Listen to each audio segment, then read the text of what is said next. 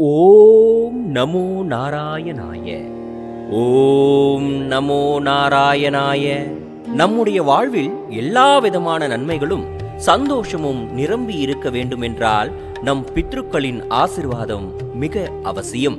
நம் முன்னோர்களுக்கு நாம் ஏன் திதி கொடுக்க வேண்டும், அதனால் நமக்கு கிடைக்கும் பலன்கள் என்ன, இது பற்றி வேதங்கள் என்ன சொல்கின்றன என்று பார்ப்போம். பித்ருக்களுக்கு திதி கொடுக்கும் கடமையை நம்முடைய வேதங்களும் தர்ம சாஸ்திரங்களும் வலியுறுத்துகின்றன.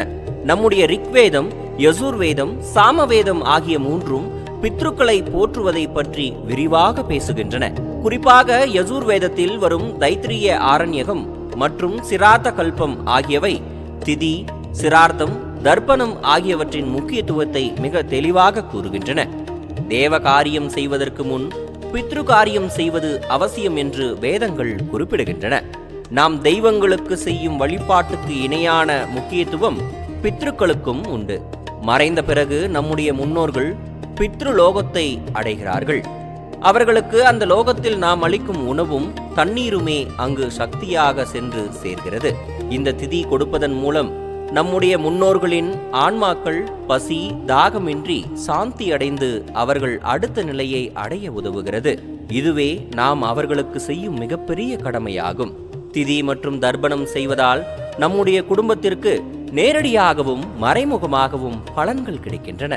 முன்னோர்களுக்கு முறையாக திதி கொடுக்காமல் இருக்கும்போது பித்ரு தோஷம் உண்டாகிறது. இந்த தோஷம் குடும்பத்தின் முன்னேற்றத்தை தடுக்கும். திதி தர்ப்பணம் செய்வதால் இந்த தோஷம் முழுமையாக நீங்கி வாழ்வில் தடைகள் விலகும். திருமணம், தொழில் வளர்ச்சி, புத்திர பாக்கியம் போன்ற சுப காரியங்களுக்கு ஏற்படும் தடைகள் நீங்குகின்றன. உடல் உபாதைகள், மனக்குழப்பங்கள் ஆகியவை நீங்கி நிம்மதியும் ஆரோக்கியமும் பெருகும். பித்ருக்கள் மனம் குளிரும்போது அவர்கள் தங்கள் சந்ததியினருக்கு வளம், ஆரோக்கியம் மற்றும் வெற்றியை மனதார ஆசீர்வதிக்கிறார்கள். நம் முன்னோர்களுக்கு திதி கொடுத்து அவர்களின் ஆசீர்வாதத்தை பெற்று வளமான வாழ்வை அமைத்துக் கொள்வோம். ஓம் நமோ நாராயணாய. வாழ்க வளமுடன். ஓம் ஸ்ரீ மகாலட்சுமியே நமக. ஓம் ஸ்ரீ மகாலட்சுமியே நமக. செல்வத்தின் அதிபதியும் ஐஸ்வர்யங்களின் வடிவமானவளுமான மகாலட்சுமி தேவியின் அருளை பெற சிறந்த நாள் வெள்ளிக்கிழமை. வெள்ளிக்கிழமை அதிகாலையில் எழுந்து நீராடி வீட்டை சுத்தப்படுத்தி பூஜை அறையில் கோலமிட்டு விளக்கேற்றி லட்சுமி தேவியின் படத்தையோ அல்லது விக்கிரகத்தையோ அலங்கரிக்கவும். பூஜை தொடங்கும் முன் இன்று லட்சுமி தேவியை வழிபடுகிறேன் என்று மனதில் சங்கல்பம் செய்து கொள்ளுங்கள். லட்சுமி தேவிக்கு மிகவும் பிடித்தமான தாமரை மலர்கள் அல்லது சிகப்பு நிற மலர்களால் அலங்கரியுங்கள். நிவேதனமாக பால் பாயாசம், சர்க்கரை பொங்கல் அல்லது ஏதேனும் ஒரு இனிப்பை செய்யலாம். தாமரை தண்டு திரி கொண்டு விளக்கேற்றுவது மிகுந்த பலன் தரும். பூஜை செய்யும் போது லக்ஷ்மி சகஸ்ரநாமம் சொல்லி வழிபடலாம். முக்கியமாக துளசி கலந்த நீரை சமர்ப்பிப்பது விசேஷம். லக்ஷ்மி சகஸ்ரநாமம் என்பது மகாலட்சுமியின் 1000 திருநாமங்கள் அடங்கிய சோஸ்திரமாகும்.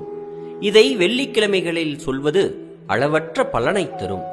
இதை தொடர்ந்து பாராயணம் செய்வதால் தரித்திரம் நீங்கி செல்வ கடாட்சம் உண்டாகும். பெண்களுக்கு மாங்கல்ய பலம் கூடும். குடும்பத்தில் சுபக்ஷமும் மகிழ்ச்சியும் நிலைக்கும். கடன் தொல்லைகள், மனக்கவலைகள் ஆகியவை நீங்கி மனதில் அமைதியும் நிம்மதியும் குடியேறும். மகாலட்சுமி தேவியின் அருளால் நம் வாழ்வு செழிக்கட்டும். ஓம் ஸ்ரீ மகாலட்சுமியே நமக. வாழ்க.